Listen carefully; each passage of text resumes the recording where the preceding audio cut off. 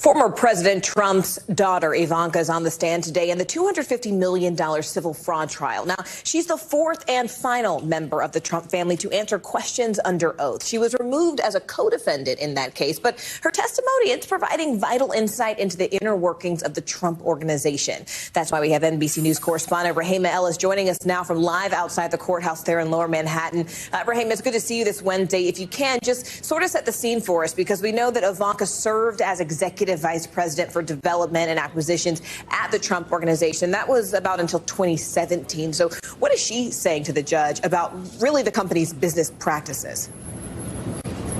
Very little, actually. She's been asked a number of questions about how loans were secured, about emails that went back and forth between her and different members of loan organizations. And she said repeatedly, politely, I do not recall, or I don't remember, but most often I do not recall. Good to see you, Dr. John, here. So let's get started, guys. Federal agents raided a Trump Tower unit in Florida belonging to two Russian businessmen operating through a shell company. The timing was striking, happening simultaneously as old investigations into Ivanka Trump's overseas business dealings resurfaced. This wasn't a rumor or leak. The FBI obtained a warrant, convinced a federal judge of probable cause, and physically executed the search. Whatever you think of the politics, that's the actual government saying on the record. We believe a crime may have occurred. Now, before we go any deeper into this story, I need you to understand exactly what went down, because the details matter here. President Trump and his companies reportedly turned to Russian mobsters to grow his real estate developments. A new report from USA Today reviews court cases, government, and legal documents. The paper also spoke with a former federal prosecutor. The report says as part of Donald Trump's push to expand his real estate holdings, Trump, his company, and partners repeatedly looked to wealthy Russians and oligarchs from former Soviet republics. Several were allegedly connected to organized crime in Russia. At least 10 of these businessmen have been linked to the president and his companies. The bottom line, Trump's business empire allegedly tied to Russian mobsters. Thursday morning in Sunny Isles, Florida, a stretch of coastline known for its gleaming high-rise towers and the kind of wealth that doesn't exactly announce itself with press releases. This is where one of the Trump-branded properties sits, right there against the Atlantic Ocean, all glass and marble and luxury finishings designed to attract international buyers with serious money. The FBI arrives and they go straight to Unit 4102. Not a polite visit, not a request for an interview, a search warrant execution. And the owners of this particular slice of Trump real estate are two men named Oleg Petulia and Aunda Mikava, both Russian nationals whose names might not ring any immediate bells for the average American, but whose business arrangements tell a far more interesting story. Welcome back to our broadcast. President Trump has repeatedly downplayed his business ties to Russia, but a fascinating new piece of journalism tracks 3 decades of Russian money connected to Trump properties. Trump's Russian laundromat reads the headline in the New Republic, quote, whether Trump knew it or not, Russian mobsters and corrupt oligarchs use Trump's properties not only to launder vast sums of money from extortion, drugs, gambling, and racketeering, but even as a base of operations for their criminal activities. Without the Russian mafia, it is fair to say Donald Trump would not be president of the United States. That is a weighty charge. These two are linked to a corporate entity called MIC USA LLC, which, if that name sounds like something generated by a computer program designed to sound generic and untraceable, well, that might not be an accident. Shell companies exist for a lot of reasons, some legitimate, some considerably less so, and this particular shell company has already been swirling in legal trouble. Lawsuits have been filed. Suspicious financial transactions have been alleged. The kind of paper trail that makes federal investigators sit up straighter in their chairs and start connecting dots on a whiteboard. And when you start connecting those dots, when you follow the money from this condo in Sunny Isles to the broader network of Trump-branded properties that have been purchased by foreign buyers with opaque backgrounds, suddenly you start seeing a pattern that is very difficult to dismiss as coincidence. What is it about Trump and the Russians, which may be even harder to answer? How do you answer? Well, there's been a lot of great reporting about Trump and the Russians lately, but if you want to know when he was first compromised by the Russians, I go back 33 years to 1984, and at that time, a guy named David Bogatin walked into Trump Tower. He was a Russian immigrant, and he had ties to the most powerful crime ring in Russia. And he sat down with Donald Trump, and he bought not one apartment, not two, but 5 condos in Trump Towers. And the state attorney general later ruled that that was laundering money.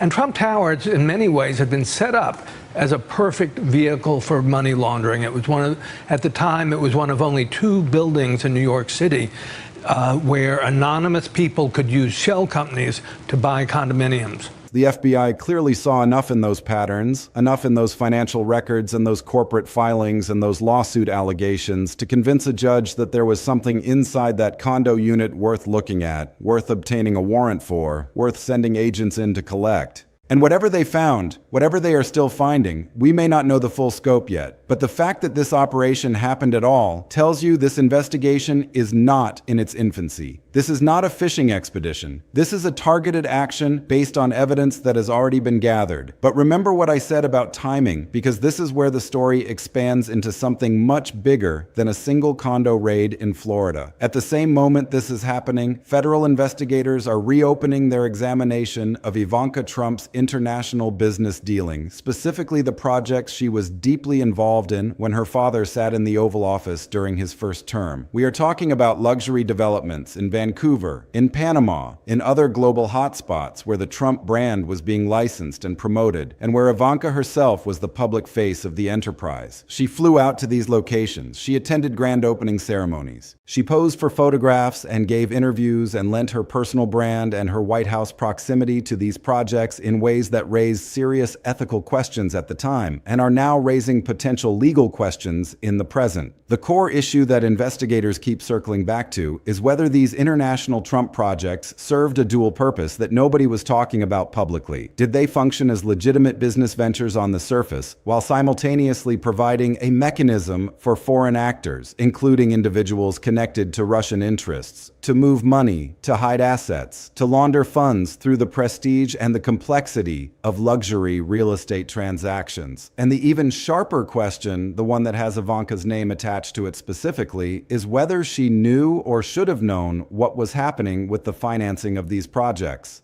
Was she an unwitting participant in a scheme she didn't understand? Or was there awareness at some level within the Trump organization about the nature of the money flowing through these deals? These are not casual questions being thrown around by political opponents trying to score points. These are the questions that federal counterintelligence investigators were asking years ago. Investigations that never formally concluded, that never resulted in public charges, but that also never truly went away. They went dormant, waiting for new evidence, new leads, new reasons to open those files back up and start pulling on threads again. And now, with FBI agents physically searching a Trump Tower condo owned by Russian nationals with shell company connections, it appears those dormant investigations have been jolted back to life. Now I want to address the elephant in the room because I can already hear the objections forming. Some of you are thinking this is just another chapter in the endless Russia saga that has been used to undermine Trump since before he even took office the first time. And I understand that fatigue. I understand that after years of headlines and investigations and accusations, there is a natural instinct to tune it all out, to assume that if something real were going to stick, it would have stuck by now. But I need you to consider something important about the current landscape. Donald Trump is not an outsider fighting against the establishment anymore. He is the establishment. He is the sitting president of the United States, occupying the most powerful office on the planet for the second time, with all the levers of government at his disposal, including oversight of the very Justice Department that is now executing search warrants on properties bearing his name. This is not some rogue faction of the deep state operating in the shadows to sabotage his campaign. This is the federal law enforcement apparatus, the same apparatus that answers to the executive branch he now leads, moving forward with investigative actions that require judicial approval, that require layers of oversight, that require evidence substantial enough to convince a judge to sign off. That changes the equation entirely. When the FBI raids a Trump-branded property while Trump is president, that means the evidence threshold was met. That means whatever they have is is serious enough to overcome any institutional hesitation about the political firestorm that would inevitably follow. And the fact that this is happening now, in his second term, when his family's business entanglements were supposed to be old news, settled history, that tells you something significant about what investigators may have uncovered. Let me take you deeper into the money laundering angle, because this is where the mechanics of these schemes become important to understand. Real estate has long been one of the preferred vehicles for cleaning dirty money anywhere in the world, and luxury real estate in particular is almost perfectly designed for this purpose. You take funds that originated from illicit activities, corruption, fraud, sanctions evasion, organized crime, whatever the source may be, and you funnel that money through layers of shell companies and corporate structures until its origins become obscured. Then you purchase a high-value asset, a condo in a prestigious building with a globally recognized brand name attached to it. That dirty money is now tied to a legitimate piece of property. The asset appreciates in value over time. If you ever need to sell it, the proceeds come back to you as clean money, legitimized through a real estate transaction that nobody questions because luxury properties change hands all the time among wealthy international buyers. This is not conspiracy thinking.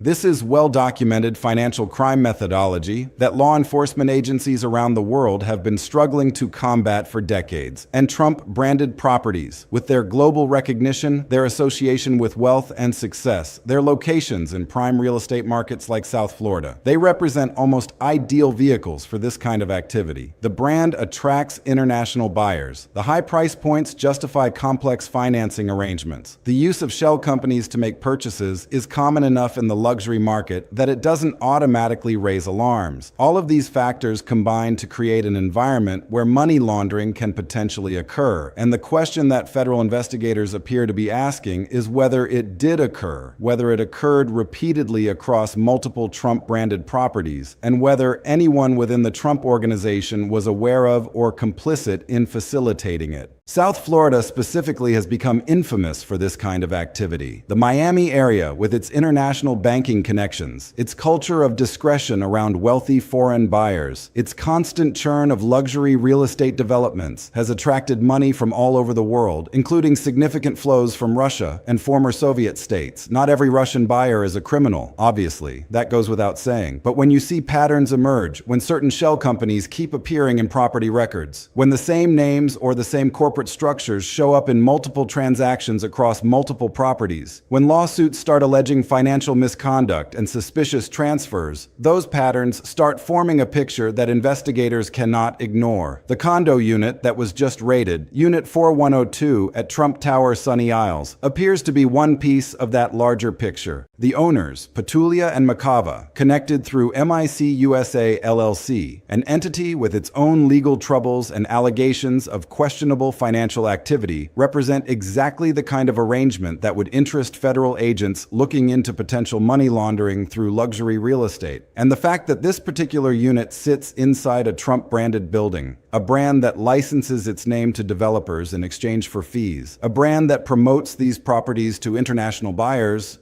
a brand that benefits financially from every sale, regardless of who the buyer turns out to be, that connection is what transforms this from a simple criminal investigation of two Russian businessmen into something that could potentially reach into the Trump organization itself. Trump has always maintained a very specific defense when questions arise about who purchases units in his branded properties. He says he doesn't know the buyers. He says his company merely licenses the name, collects the fees, and has no involvement in or knowledge of the individual transactions between developers and purchasers. The name goes on the building, the checks come in, and whatever happens after that is someone else's problem. On its surface, this is a defensible position. Brand licensing is a common business practice. Trump doesn't personally vet every condo buyer any more than a celebrity endorsing a product personally inspects every item on the assembly line. But here is where that defense starts to develop cracks under scrutiny. When your name is the brand, when your face is on the marketing materials, when you personally attend opening events and promote these properties in interviews and on social media, when your family members fly out to these locations and serve as the public ambassadors for these projects, the claim of complete ignorance becomes harder to sustain.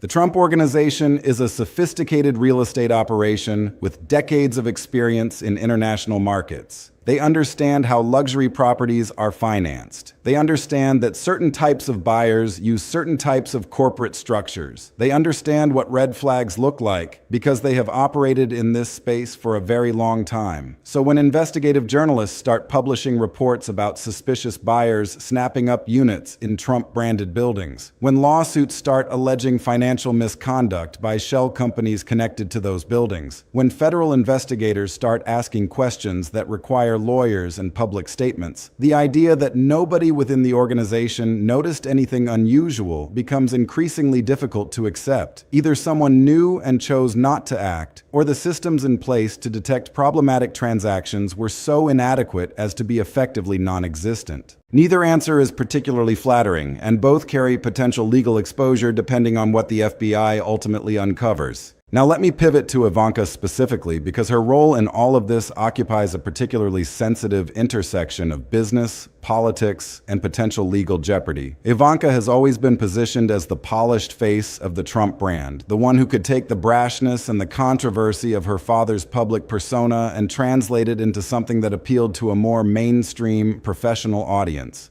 She had her own fashion line. She authored a best-selling book aimed at working women. She delivered speeches at prestigious events. She cultivated an image of sophistication and competence that made her a valuable asset both to the Trump organization and eventually to her father's political operation. When Trump won the presidency the first time, Ivanka didn't retreat into the private sector to run the business while her father governed. She went to Washington. She became a senior advisor in the White House. She received security clearance. She sat in meetings with heads of state. She represented the United States government on the international stage, all while maintaining ties to the Trump organization and its ongoing business dealings around the world. This arrangement raised immediate and obvious ethical concerns because the conflicts of interest were not theoretical. A senior White House advisor with access to classified information and influence over policy decisions was also connected to a family business that was actively negotiating deals with foreign entities, foreign governments, foreign investors whose interests might not align with those of the United States. The potential for those foreign actors to use business relationships with the Trump organization as a channel to gain access or influence over the White House was not a hypothetical concern. It was a structural reality inherent in the situation. One of the projects that has drawn the most intense scrutiny is the Trump Tower development in Vancouver, a massive luxury project that Ivanka was personally involved in promoting. She traveled there. She attended the grand opening. She posted about it on her social media accounts. She served as the public face of a development that was, according to subsequent reporting, financed in ways that raised serious questions. Who were the investors behind this project? Were there foreign entities involved that might have been looking to establish relationships with the Trump family for reasons beyond simple real estate returns? Was the project used as a vehicle for moving money across borders in ways that might not withstand close examination? These questions were serious enough that the FBI opened a counterintelligence investigation focused specifically on whether foreign governments or foreign actors were attempting to leverage Trump organization business deals to influence members of the Trump family who held positions in the White House. A counterintelligence investigation is different from a criminal probe. It is focused on national security threats, on protecting American interests from foreign manipulation, on understanding whether adversaries are exploiting vulnerabilities in the system. The fact that Ivanka's business deals were the subject of such an investigation indicates that the FBI believed there was a potential national security dimension to what was happening. That investigation did not result in public charges. It faded from the headlines as other controversies consumed the news cycle. But investigations of that nature do not simply evaporate. They remain in files, waiting for new information to emerge, waiting for connections to other cases to surface, waiting for a moment when the accumulated evidence reaches a threshold that justifies renewed action. And now here we are, watching FBI agents execute a search warrant on a Trump Tower condo connected to Russian nationals, and suddenly those dormant questions about Ivanka's deals are roaring back to the forefront of the conversation. The Vancouver project is being mentioned again. Other international Trump ventures in Panama and elsewhere are being examined with fresh eyes. The core question remains the same now as it was then. Did these business deals provide a mechanism for foreign actors, potentially including Russian interests, to move money through Trump-branded properties? Did they facilitate activities that would constitute money laundering or other financial crimes?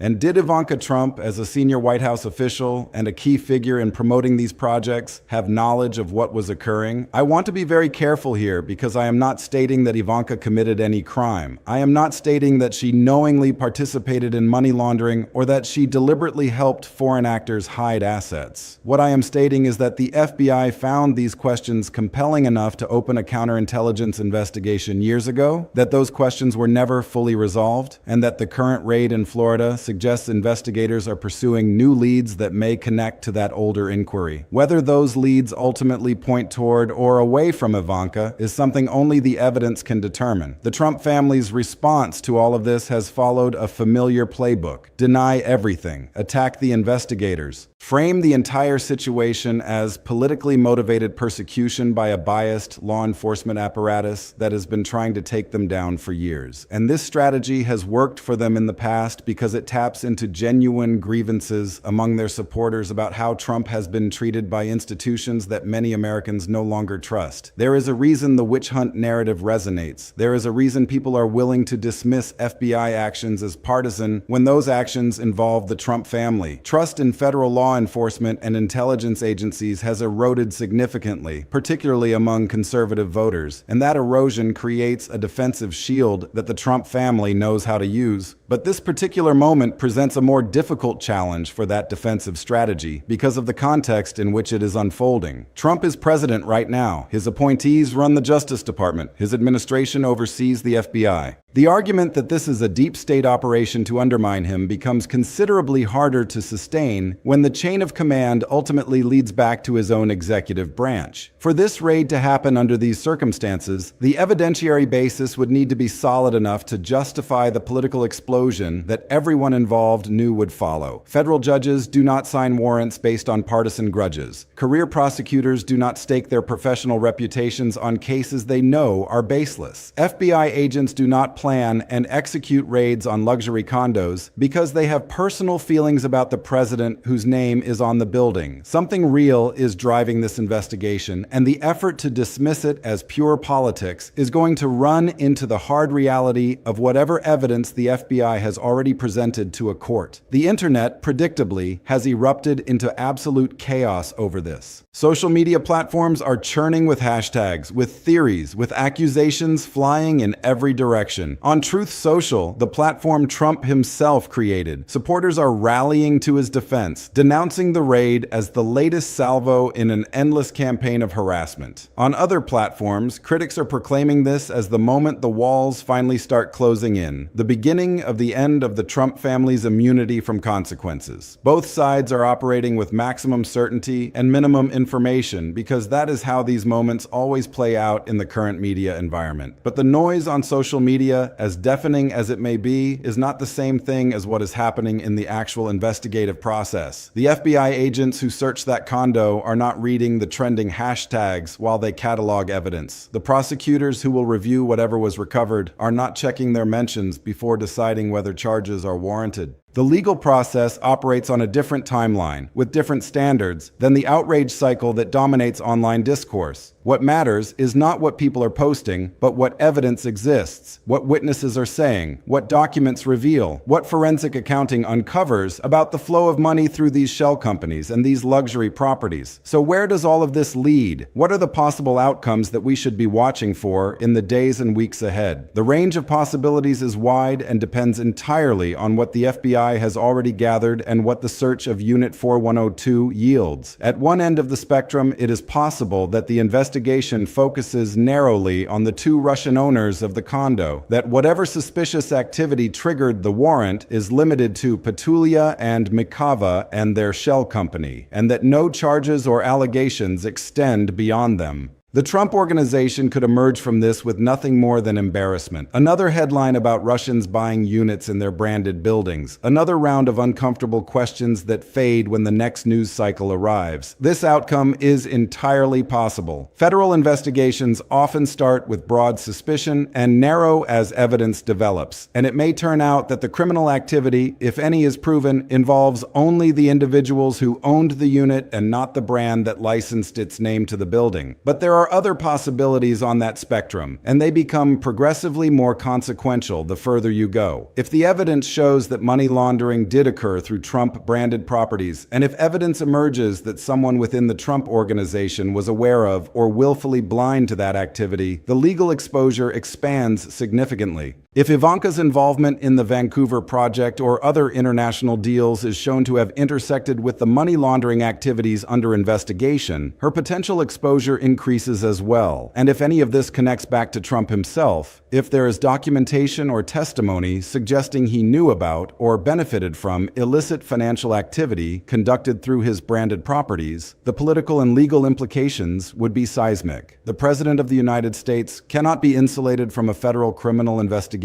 forever, regardless of what arguments his legal team might construct about executive power. But even if the investigation never results in criminal charges against any member of the Trump family, the political damage is already accumulating. The pattern is undeniable at this point. Trump-branded properties keep turning up in stories about Russian money. International buyers with opaque backgrounds and shell company connections keep purchasing units in these buildings. Investigations keep opening, questions keep being asked, and the explanations offered by the Trump family keep straining credibility. At some point, the sheer volume of incidents becomes its own argument, a pattern so persistent that dismissing each individual case as coincidence requires accepting a level of improbability that rational observers find difficult to swallow. The American people, regardless of their political affiliations, deserve to know whether the president's family business has been used as a vehicle for criminal activity. They deserve to know whether foreign actors exploited Trump-branded properties to launder money or hide assets. They deserve to know whether the national security risks posed by these business entanglements were properly addressed or willfully ignored. These are not partisan questions. These are questions about the integrity of the office of the presidency and the potential vulnerability of the United States government to foreign influence through commercial relationships. The answers matter, and the fact that the FBI is still actively pursuing those answers tells us that the story is far from over. What comes next will depend on what those FBI agents found when they opened the door to Unit 4102. It will depend on what documents were seized, what financial records were recovered, what digital evidence was collected from computers and phones and storage devices. It will depend on whether the individuals connected to that condo cooperate with investigators or lawyer up and go silent. It will depend on how broadly the investigation extends, how many other Trump-branded properties get pulled into the inquiry, how many other shell companies get unraveled, how many other international deals get examined under the same scrutiny now being applied to Ivanka's Vancouver project. This is not a story that resolves quickly. Federal investigations of this nature can take months or years to reach conclusions, and the public may not learn the full scope of what investigators uncover until charges are filed or the case is closed. But the fact that this is happening now, while Trump occupies the White House, while his family's business empire continues to operate globally, while questions about conflicts of interest and foreign influence remain as relevant as they have ever been, that fact alone ensures this story will not fade quietly into the background noise of a busy news cycle. The raid on Trump Tower Sunny Isles is not the end of anything. It is a beginning, or perhaps a resumption, of an inquiry that has been building for years, gathering evidence, connecting dots, and now moving into a phase where physical searches and seized materials will either confirm the suspicions that launched the investigation or redirect it toward new targets. Either way, the Trump family is going to be answering questions about this for a long time to come. And the American people, watching from the sidelines as this drama unfolds, will eventually get to see whether the pattern of Trump properties attracting sketchy money was merely an unfortunate coincidence or the visible surface of something much deeper and much more troubling hiding underneath.